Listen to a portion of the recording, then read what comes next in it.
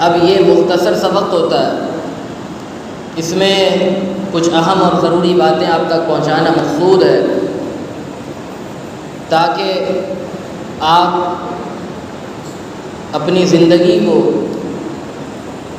اپنی طرز حیات کو رب تبارک و تعالیٰ کے فرمان کے مطابق اور اللہ کے نبی صلی اللہ علیہ وسلم کے سنتوں کے مطابق جئیں اور عمل کرتے رہیں۔ حضرات، اس سے پہلے جمعہ کو کچھ ضروری اور اہم باتیں آپ تک پہنچانے کا شرف حاصل کیا، اسی کو سامنے رکھتے ہوئے آج بھی کچھ ضروری اور اہم باتیں آپ تک پہنچانے کی سعی اور کوشش کرتا رہوں گا۔ حضرات محتشم، قرآن کریم فرقان حمید نے جو ہمیں بتایا اور اللہ کا حکم ہم تک پہنچایا، چونکہ قرآن ہے عربی زبان میں اور ہم ہیں عجمی، عربی سے ناواقف، تو اس لحاظ سے ضروری اور اہم ہے کہ آپ قرآن کریم فرقان حمید کی آیتوں پر غور کریں، قرآن کریم فرقان حمید کی نکات اور اس میں فرمودات کو ملحوظ رکھ کر کے اپنی زندگی کو بسر کریں۔ اللہ تبارک و تعالیٰ نے کیا کیا حکم فرمایا، کیا کیا باتیں کہیں، آپ اپنے ذہن میں ملحوظ رکھیں اور ہر وقت اللہ کے حکم کو اپنی ماتھوں کے نگاہوں سے لگائیں اور اپنے سر کو جھکائیں اور اللہ کے حکم کی اطاعت کرتے رہیں۔ اللہ نے ایک قرآن کریم میں بڑی جامع بات فرمائی، وَلَا تَقْرَبُوا الْفَوَاحِشَ وَلَا تَقْرَبُوا الْفَوَاحِشَ۔ یہ تقربوا اسی طرح ہے جس طرح وَلَا تَقْرَبُوا الزِّنَا، وَلَا تَقْرَبُوا الْفَوَاحِشَ، یعنی جس طرح آپ کہتے ہیں زنا کے قریب نہ جاؤ، قرآن میں اللہ نے کہا وَلَا تَقْرَبُوا الْفَوَاحِشَ، فحش چیزوں کے بھی قریب نہ جاؤ۔ یہ فحش کی جمع فواحش، یعنی جو گندی چیزیں ہیں، جو خرابی والی چیزیں ہیں، جو بیکار چیزیں ہیں، رب تبارک و تعالیٰ نے کہا اس کے قریب بھی نہ جانا۔ اور کب نہ جانا؟ ایک تو یہ ہے کہ بندہ جیسے ابھی ہے، ماشاء اللہ جمعے کی نماز کے لیے لوگ حاضر ہوتے ہیں، غسل کر کے، وضو کر کے، عطر لگا کے، خوشبو لگا کے، اچھے سے اچھا لباس پہن کے آتے ہیں، تو ظاہر تو ہم دیکھتے ہیں کہ اللہ تبارک و تعالیٰ نے ان کے ظاہر کو حسن و جمال بخشا، تو معلوم یہ ہوتا ہے کہ انہوں نے فواحش سے دور اپنے آپ کو رکھا۔ لیکن اللہ تبارک و تعالیٰ نے دو چیزیں بیان کی، وَلَا تَقْرَبُوا الْفَوَاحِشَ مَا ظَهَرَ مِنْهَا، کہا کہ جو ظاہر فواحش ہے، جو ظاہراً گندگی چیز ہے، جو چیزیں خرابی والی ہیں، ظاہر میں بھی تم ان کے قریب نہ جانا، وَمَا بَطَنَ، اور باطنی طور پر یعنی خلوت میں، تنہائی میں، اکیلے میں جب آپ ہوں تب بھی ایسا نہ ہو کہ ظاہر میں تو گندگی سے بچیں، ظاہر میں تو آپ برائی سے بچیں، ظاہر میں تو ایسا ہو کہ آپ خراب چیزوں کے قریب نہیں جاتے، لیکن آپ کا باطن، اللہ نے کہا وما بطن، باطنی طور پر بھی یعنی تنہائی میں بھی، خلوت میں بھی ایسا نہ ہو کہ آپ برائی کے قریب جائیں۔ اللہ تبارک و تعالیٰ نے توجہ فرمائیے، یہ جو باتیں ارشاد فرمائی، علامہ فخر الدین رازی لکھتے ہیں بڑی زبردست باتیں، تفسیر کبیر ان کی کتاب ہے، وہ اس کی تفسیر میں لکھتے ہیں، آپ سننا اس کو تو آپ کو لگے گا کہ ہاں کیا مفسرین ہیں اور کیا قرآن میں جامعیت ہے۔ اللہ نے یہ کہا کہ ظاہر میں بھی قریب نہ جانا اور باطن میں بھی، تنہائی میں بھی، خلوت میں بھی قریب نہ جانا، یعنی معلوم یہ ہوا کہ بہت سارے لوگ ایسے بھی ہوں گے جو ظاہر میں دیکھنے سے بالکل بے گناہ لگیں گے، ظاہر میں دیکھتے ہوئے بالکل صحیح لگیں گے، درست لگیں گے، لیکن باطنی انداز سے ان کا باطن درست نہیں ہوگا۔ تو علامہ فخر الدین رازی کہتے ہیں کہ اگر کوئی ظاہری طور پر اچھا بنے، کیا ظاہری طور پر اچھا ہو، اور کہا کہ باطنی خراب ہو، خلوت درست نہ ہو، تنہائی درست نہ ہو، اکیلا پن درست نہ ہو، جب وہ تنہا ہو تو گناہوں میں ملوث ہوتا ہے، تو انہوں نے کہا کہ وہ گویا کہ اللہ سے مذاق کرتا ہے۔ وہ کیا کرتا ہے؟ وہ کیا کرتا ہے؟ اللہ سے مذاق۔ اب آپ دیکھیں کہ آپ یہ نہیں سوچتے کہ ہم کس سے بچ رہے ہیں، آپ یہ نہیں ملحوظ رکھتے کہ ہمیں بچنا کس سے ہے، ہمیں اصل اتقوا اللہ کا حکم کہاں سے ملا، آپ یہ نہیں سوچتے۔ آپ یہ سوچتے ہیں کہ اگر ہم ماں باپ نے دیکھ لیا تو برا مانیں گے، بھائی نے دیکھ لیا تو برا مانیں گے، محلے والوں نے دیکھ لیا تو برا مانیں گے، پڑوسیوں نے دیکھ لیا تو برا مانیں گے، رشتہ داروں نے گندا کام کرتے ہوئے دیکھ لیا تو برا مانیں گے۔ لیکن تنہائی آپ کی اس رب سے تو پوشیدہ نہیں ہے جو آپ کے ظاہر پر بھی نظر رکھتا ہے، باطن پر بھی نظر رکھتا ہے۔ تو گویا کہ آپ نے اللہ کے ساتھ مذاق کیا اور اس کو یہ سمجھا کہ وہ تو ظاہر میں تو دیکھ لیتا ہے، لیکن جب ہم بند کمرے میں ہوں تنہائی میں تو اللہ نہیں دیکھتا، معاذ اللہ۔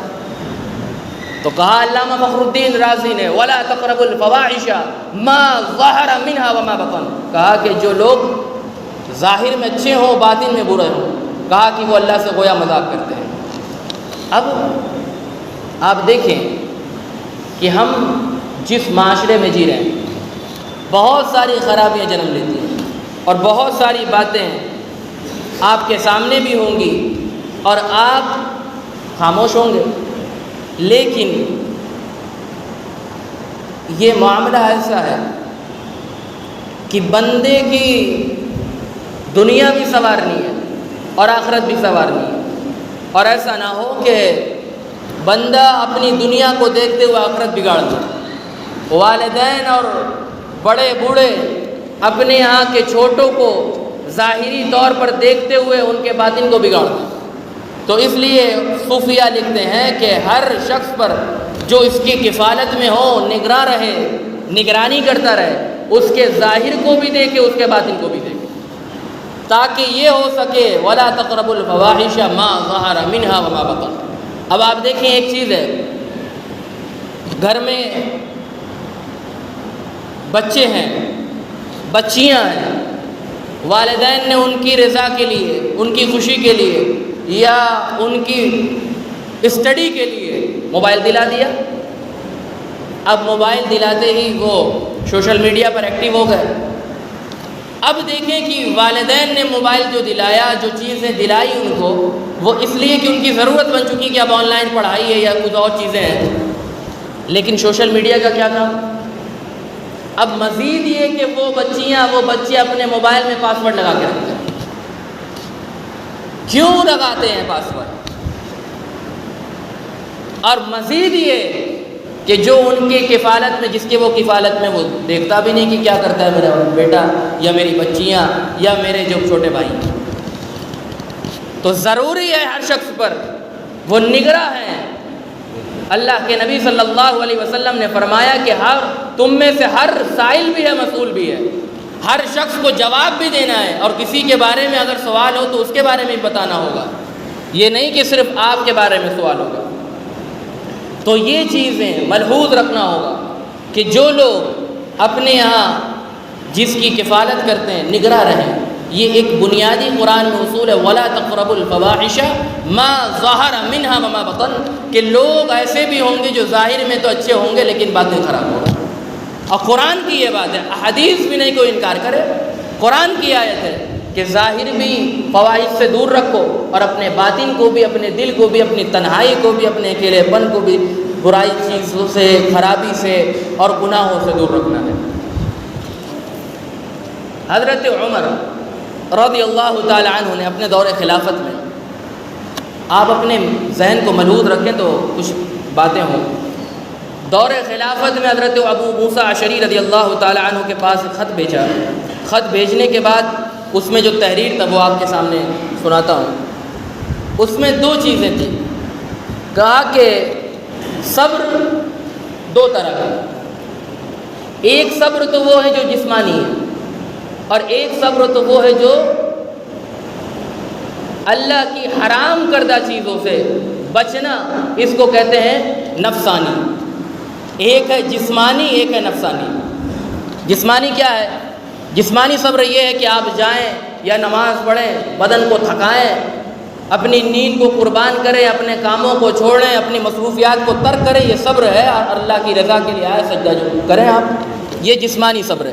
حج پہ جائیں تو طواف کریں، سعی کریں، وقوف کریں، مزدلفہ میں جائیں اور رمی جمار کریں، حلق کرائیں، تو یہ کیا ہے؟ یہ جسمانی صبر ہے. اور ایک یہ ہے کہ نفسانی صبر. نفسانی کیا ہے؟ نفسانی یہ ہے کہ بندے کی اندر جو چیزیں نفس ہیں وہ اس کو غلط کاموں میں، دیگر حرام کاریوں میں ابھارتے ہیں. اب اس چیزوں پر اللہ تبارک و تعالیٰ کی رضا کے لیے اللہ سے ڈرتے ہوئے صبر کرنا اور اللہ کی حرام کردہ چیزوں سے بچ جانا، یہی ہے نفسانی صبر. اب فقہا میں اختلاف ہوا، جسمانی صبر افضل ہے، نفسانی صبر افضل ہے. کہا کہ جسمانی تو وہ ہے کہ ایک گنہگار بندہ بھی کر لیتا ہے. جسمانی تو وہ ہے کہ نماز اور حج اور عمرہ اور دیگر، اور جسمانی جو صبر ہے وہ تو وہ شخص بھی کر لے جو اپنی گناہوں میں ملوث ہو. تو اس لحاظ سے فقہا اور صوفیاء نے لکھا کہ سب سے بڑا صبر نفسانی صبر ہے. جو چیزیں گناہوں پر ابھارے بندہ ان پر قدم رکھے اور قدم رکھ کے اللہ کی رضا کے لیے بچے. اسی لیے اللہ کے نبی صلی اللہ علیہ وسلم سے پوچھا کہ جنت کتنے قریب ہے؟ آج ہر شخص کا مطالبہ یہ نماز پڑھنا، روزہ رکھنا، دیگر اور امور خیر کرنا تاکہ جنت مل جائے. صحابہ نے بھی پوچھا تھا جنت کتنی دور ہے؟ جنت کتنی دور ہے؟ مسافت بتائیے، یعنی کتنے کلومیٹر ہے، کتنے میل ہے، کہاں تک ہم پہنچے تو جنت میں چلے جائیں گے. تو اب اللہ کے نبی صلی اللہ علیہ وسلم نے یہ نہیں کہا کہ جنت جو ہے نماز پڑھو تو جنت مل جائے گی. پتہ چلا کہ جنت نماز پڑھنے سے تو ملتی ہے، لیکن بعض اوقات نمازی بھی درست نہیں ہوتے. اللہ کے نبی کا جواب سنو، میرے آقا فرماتے جنت 2 قدم پر ہے. کیا کہا؟ جنت 2 قدم پہ ہے، ایک قدم یہاں، دوسرا قدم جنت میں ہوگا. تو پوچھا وہ قدم کس پر رکھنا ہے؟ اللہ کے نبی نے فرمایا کہ ایک قدم اپنے نفس پر رکھنا اور دوسرا قدم تمہارا جنت میں ہوگا. ایک قدم نفس پر، دوسرا قدم جنت. اب آپ دیکھیں کہ اللہ کے نبی صلی اللہ علیہ وسلم سے پوچھا گیا جنت کے بارے میں، کتنی دور ہے؟ 2 قدم نفس، دوسرا قدم جنت. اب آپ سوچیں، غور کریں، صحابہ جس دور میں تھے اور جب آپ یہ حدیث سنیں تو آپ کو لگے کہ بالکل قریب ہے، بالکل بس متصل ہیں، ہم یہ جنت کو دیکھ رہے ہیں. جب آدمی کے 2 قدم پہ کوئی چیز ہو تو گویا کہ جنت اس کے سامنے رہے. جو چیزیں 2 قدم پہ ہو گویا کہ وہ دیکھ بھی رہا ہے، وہ ملحوظ بھی کر رہا ہے، اس کا لحاظ بھی کر رہا ہے، ابھی قدم رکھ دے گا. لیکن جو پہلا قدم ہے اس پر غور کرنا ہے. یہ کوئی چھوٹا قدم نہیں، اپنے نفس پر پہلا قدم رکھنا ہے. اللہ کے نبی صلی اللہ علیہ وسلم نے ارشاد فرمایا کہ تم مجھے 2 چیزوں کی ضمانت دے دو. کتنی چیزوں کی؟ 2 چیزوں کی.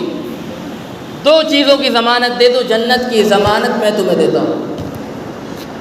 تو پوچھا گیا یا رسول اللہ وہ 2 چیز کیا ہیں؟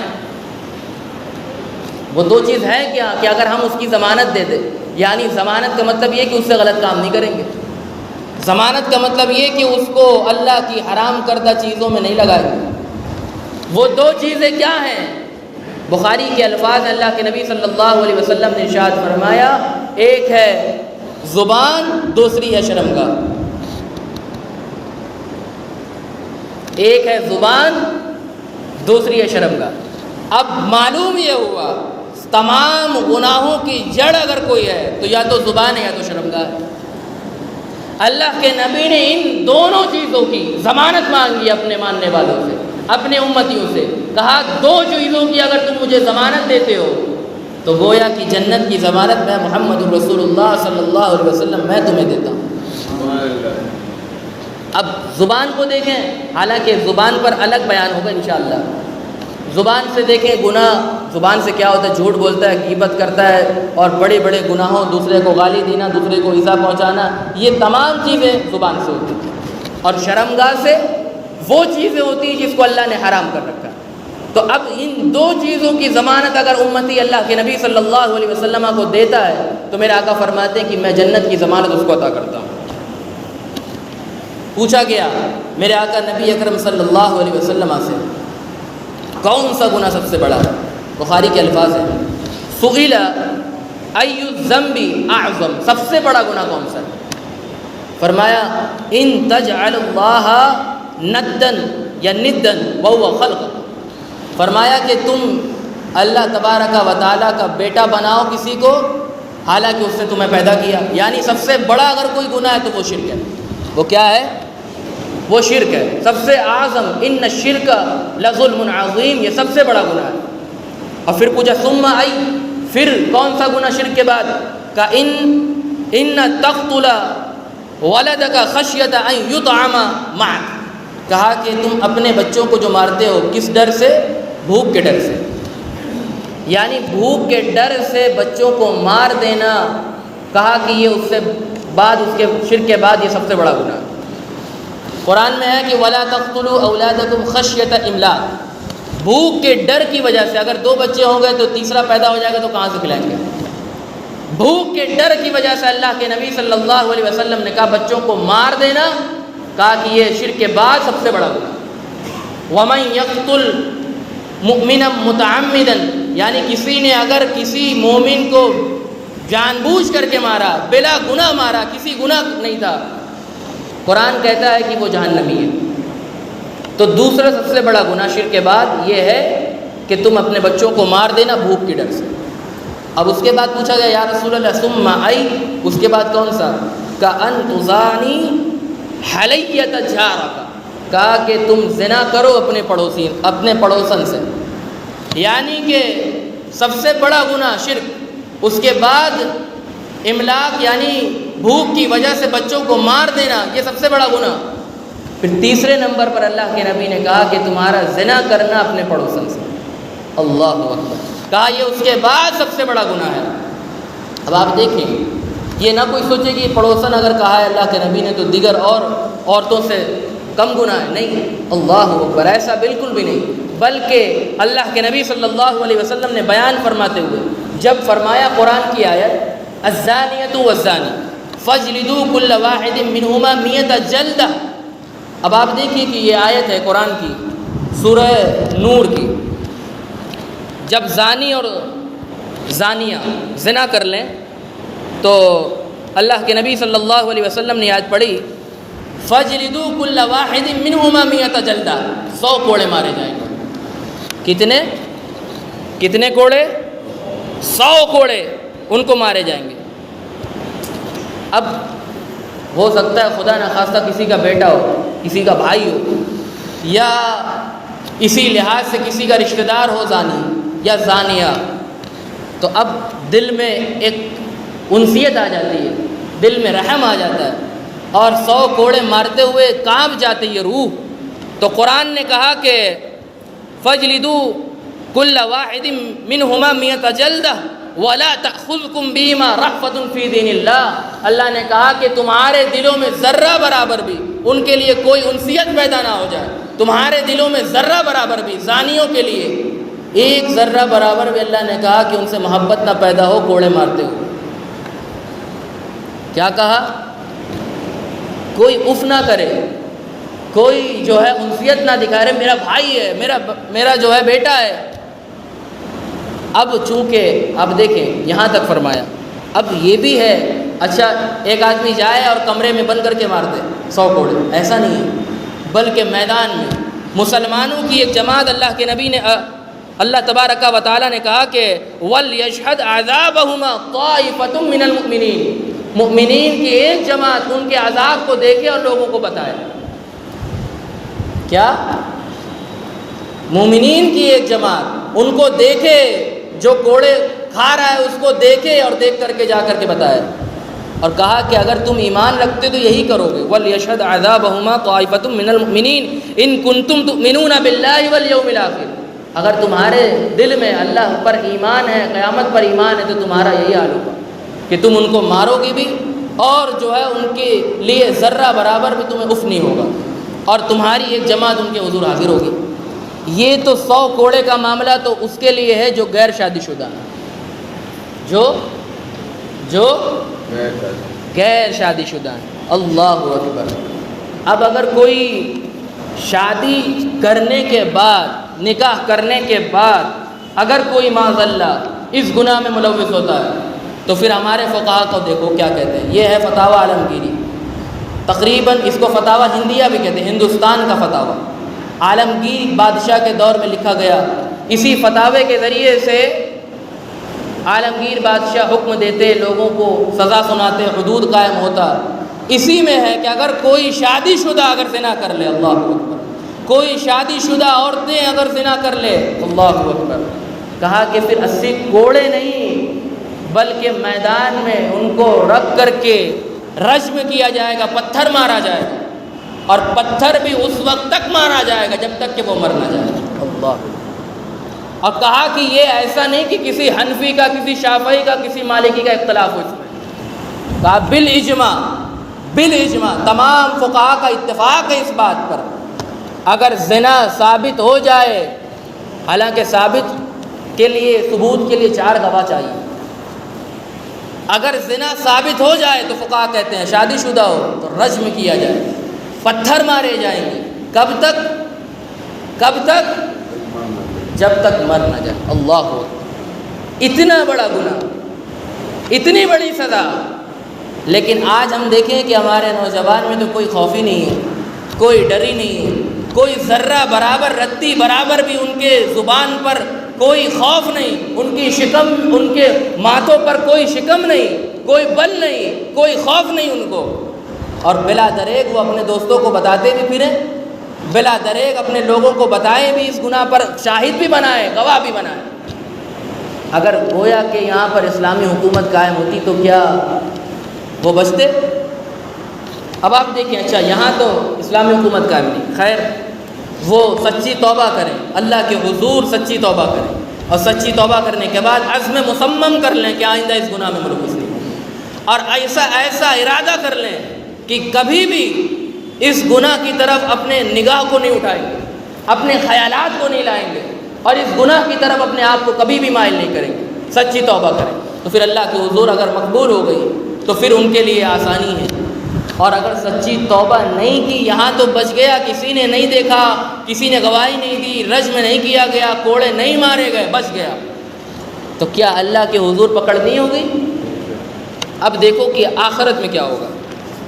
یہ تو میں نے ابھی دنیاوی سزا سنائی، آخرت میں دیکھو، حضرت سمورہ بن جندب کی حدیث ہے، وہ فرماتے ہیں کہ اللہ کے نبی صلی اللہ علیہ وسلم نے ہمیں نماز پڑھائی، نماز پڑھوانے کے بعد ہماری طرف متوجہ ہو گئے، اور متوجہ ہونے کے بعد ارشاد فرمایا کہ میں نے آج رات خواب دیکھا، خواب میں مجھے ایک مقدس سرزمین پر لے جایا گیا، میں نے دیکھا کہ ایک تنور ہے، بھٹی تنور ہے، جس میں آپ سمجھ لیں کہ جس میں روٹیاں بنتی ہیں، تنور ہے، اس تنور کا جو سرا ہے وہ چھوٹا ہے، اندر گہرائی بہت ہے، اور کہا کہ اس میں آگ کے شعلے بھڑک رہے ہیں، میں نے دیکھا کہ اس میں مرد اور عورتیں اللہ کے نبی فرماتے ہیں کہ ہیں، اور وہ برہنہ ہیں، وہ ننگے ہیں، برہنہ ہے، اللہ کے نبی نے فرمایا، اور کیا ہو رہا ہے، وہ آگ کے شعلے کے ساتھ اچھلتے ہیں نیچے جاتے ہیں، اچھلتے ہیں نیچے جاتے ہیں، اللہ ہو۔ تو میرے آقا نے پوچھا کون ہیں یہ لوگ جن کو اتنا سخت عذاب دیا جا رہا کہ آگ کے شعلے پر ان کو اچھالا جا رہا ہے، نیچے کیا جا رہا ہے، جیسے آگ بھڑکتی وہ اوپر آتے، آگ کم ہوتی نیچے جاتے، اوپر آتے نیچے جاتے۔ اللہ کے نبی سے نے پوچھا کون ہے؟ کہا یہ آپ کی امت میں وہ لوگ ہیں جو زنا کرتے تھے، جو زنا کے مرتکب ہوئے تھے، اللہ۔ پھر میرے آقا نے فرمایا کہ علامہ شمس الدین ذہبی کی کتاب الکبائر میں کہا کہ جو لوگ زنا کے گناہوں میں ملوث ہوئے اور بغیر توبہ کے مر گئے، ان کا حال کیا ہوگا کہ ان کی شرمگاہوں کے ذریعے سے ان کو لٹکا دیا جائے گا، اللہ اکبر، ان کی شرمگاہ کے ذریعے سے ان کو لٹکا دیا جائے گا۔ اور یہاں تو کوڑے جو مارے جانے والے تھے وہ تو عام کوڑا تھا، اب آخرت میں کوڑا پڑے گا، اور وہ کوڑا جو ہوگا وہ لوہے سے بنا ہوگا۔ اللہ پھر فرمایا اللہ کے نبی نے کہ زانیوں میں کہ زنا کرنے کی وجہ سے ان کی شرمگاہوں سے بدبو نکلیں گی، اور جہنمی اور جو ہوں گے جن کو اور عذاب ہو رہا ہوگا، کہا کہ اس بدبو سے پریشان ہو کر کے اللہ کے حضور عرض کریں گے یا اللہ یہ کون لوگ ہیں جن سے اتنی بدبو پھیل رہی ہے کہ ہمارا یہاں جو عذاب ہو رہا ہم اس کو بھول کر کے ان کی بدبو میں ملوث ہیں۔ تو اللہ کے نبی صلی اللہ علیہ وسلم نے فرمایا کہ وہ لوگ وہ ہوں گے جن کی شرمگاہوں سے بدبو ایسے نکلیں گی دوسرے جہنمی بھی پریشان ہو جائیں گے، کہا وہ زانی ہے زانیہ ہے۔ اب آپ دیکھیں ایک آخری حدیث، اس کے بعد گفتگو ختم۔ قیامت کے دن جب اٹھایا جائے گا، جب حشر و نشر کا معاملہ ہوگا، جب تمام لوگ میدان محشر میں جائیں گے، قبروں سے اٹھیں گے، تو جب قبروں سے اٹھیں گے تو زانی اور زانیہ کا حدیث میں الفاظ ہے کہ وہ یا تو اس طرح پیچھے ہاتھ باندھ کر کے، یا تو پیچھے پیٹھ پر ہاتھ باندھ کر کے، یا تو اس طرح گردن میں ہاتھ باندھ کر کے اٹھیں گے۔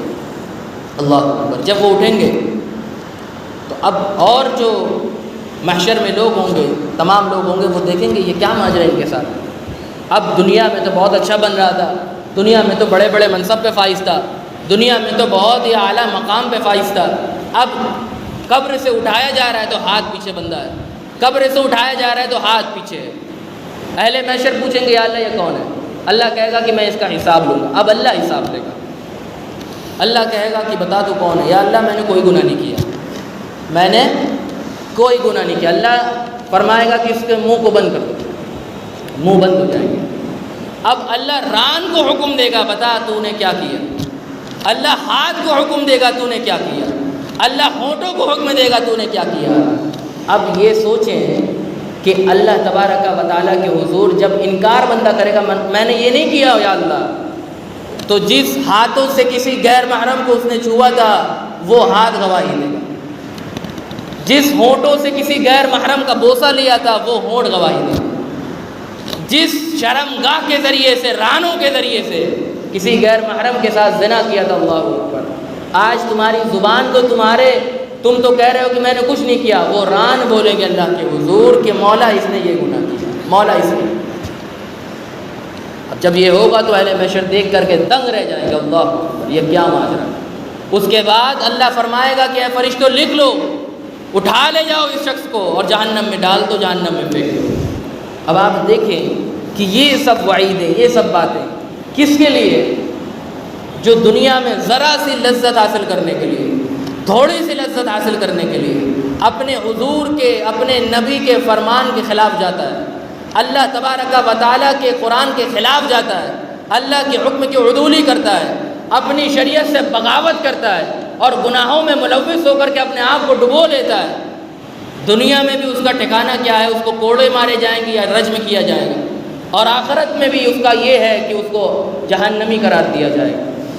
تو کیا اب یہ آپ سمجھنا ہے آپ کو کہ کیا یہ تھوڑے سے لذت کے لیے ہم اپنی آخرت اور دنیا دونوں برباد کر دیں، یا کل جو لوگ اس پر صبر کریں اور اللہ تبارک و تعالیٰ کے پیارے نبی صلی اللہ علیہ وسلم کے حکم کی اطاعت کریں، اور جس طرح میرے آقا نے فرمایا کہ کوئی مجھے شرمگاہ اور زبان کی ضمانت دیتا ہے تو میں اس کو جنت کی ضمانت دیتا ہوں، تو آج اگر صبر کریں تو کل تو ان کا ٹھکانہ جنت میں اللہ بنائے گا، کل تو ان کے لیے اللہ نے حوریں تیار کر رکھی ہیں، کل تو اللہ تبارک و تعالیٰ نے بڑی بڑی نعمتیں ان کے لیے بنا رکھی ہیں۔